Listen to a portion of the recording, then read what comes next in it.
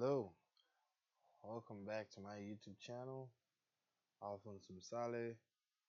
It's been a while since I posted again. I'm back. Now let's get it. So now my videos are gonna be a little different. I'm gonna be talking to people about some of the things that I learned from YouTube, some of the people that I learned from YouTube, the things that I learned from the people I learned. And now I find that there's a lot of channels that I watch on a daily basis, and I learned so many things that I apply, and I realized some things that I learned, maybe some people also could learn. But at the same time, maybe the reason why they couldn't get him is because maybe the person didn't break it down to language that they can understand. So like today, I'm going to talk about Myron Golden. And Myron Golden is a guy that I found on YouTube maybe a couple months ago. I want to say February, but Myron Golden has been his channel has done so much for my life so far, and it's still doing. I wouldn't say I'm addicted, but I like watching his videos every day whenever he posts, and whenever he doesn't post, even the old ones, I like to go to old videos as well. Now, the video I'm going to talk about is the video he made a couple years ago, and he talks about how to sell your core product offer. So he core product starts by also the definition of core product is a product that you have that is simple that people can get, and the price has to also be attainable. So an example that he gave out in this video was his book. This is this book right here that I have a copy of that I read. It's a very good book. If you're also looking to buy this book, to read this book, I would definitely recommend it. Now in the book I think was like 30 bucks. So that's his core product.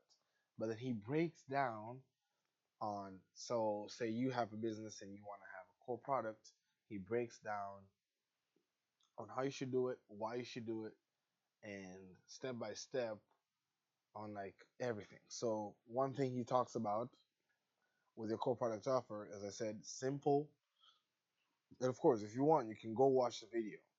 Me here, all I'm doing is explaining in words that maybe that someone else could watch my golden video and not get everything. Or maybe you're looking to get a different angle. Because I like to also get things from a different angle. Because I think we all think different. So Myron Golden's core product. The core product is the book. In the book, he says, so an example, if you're having your core product, you want to have it simple to create, meaning like, so a book, you have to write it. I mean, it takes a long, some people it takes a long time to write a book, some people it takes a short time, but it's fairly simple. I haven't wrote a book yet, but I do believe it's simple. I mean, it's not going to be easy, but I believe that once I figured out how to do it, it's also not hard. And then it has a high perceived value, meaning that when people see a $30 book, they know that what they can get in the book is worth more than that in terms of, and it could be money or it could be whatever, but the transformation has to be more than the money or the value that you've created, you have as a price, as a cost. And then he has to solve a big problem. And a big problem could be a problem that a lot of people have, or a small problem that maybe people who have money are looking to solve, or a big problem where a lot of people have, and then that's where you could make some money. So in the book, he said in the video, he talks about how before the book, he had his first core product was like cassette tapes. Now, if you watch a lot of my Golden videos, you see that before, one of the stories that he always likes to mention is that he accidentally made $6,700 in a week. And that's how he kind of knew that he was gonna be rich. And in that video, he didn't go in detail what he meant, but he really means that basically when he was selling the cassette tapes. So he was selling cassette tapes almost like courses, and he had started by selling them in person, and then when he got to sell them online, when he opened the website, he was shocked because he was expecting maybe $400 in sales or something like that, but he ended up making $6,700 on his first week. And me, when I listen to this, and I think this is what most people listen to when they listen to this get, is that if he can do it, we can do it too. And how do we do that? Is by following the principles that he shares.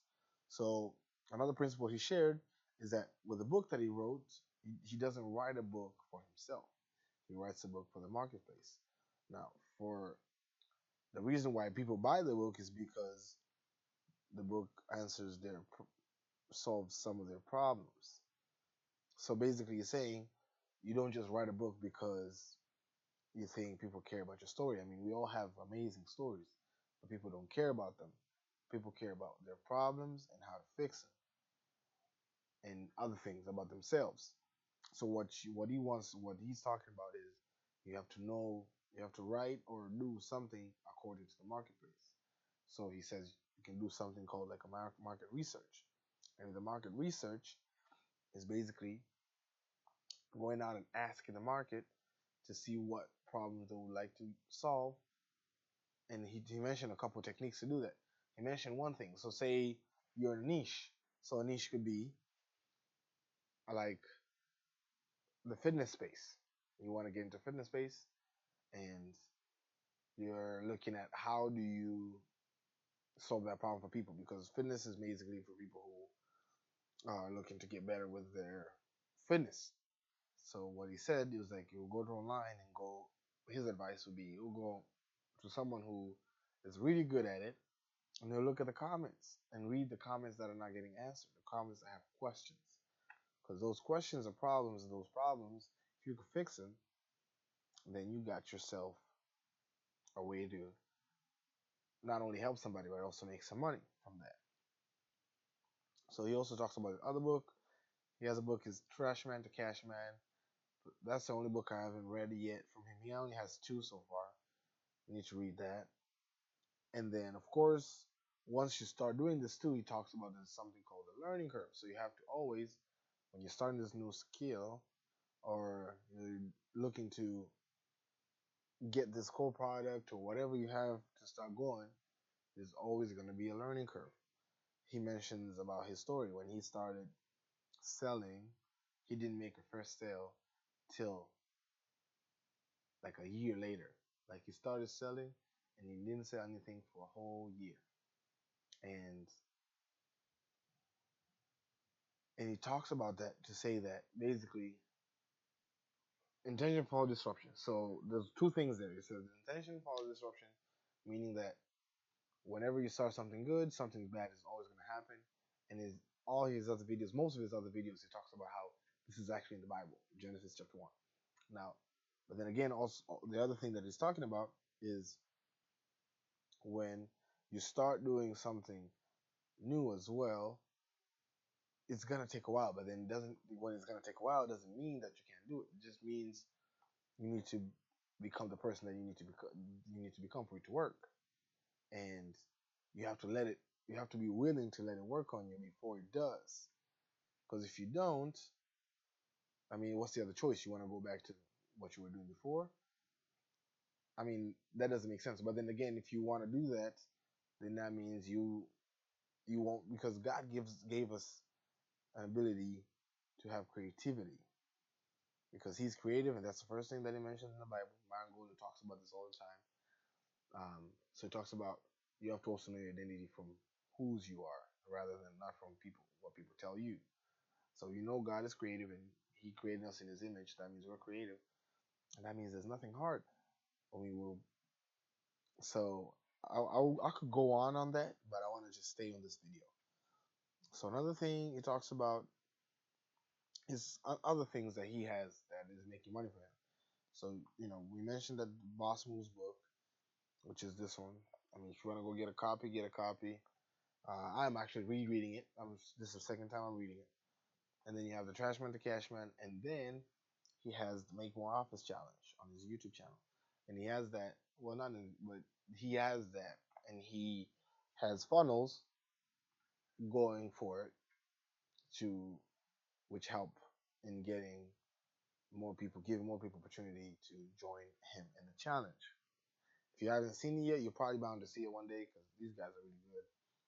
And one of my goals actually is to join one of the challenges, maybe hopefully the next month.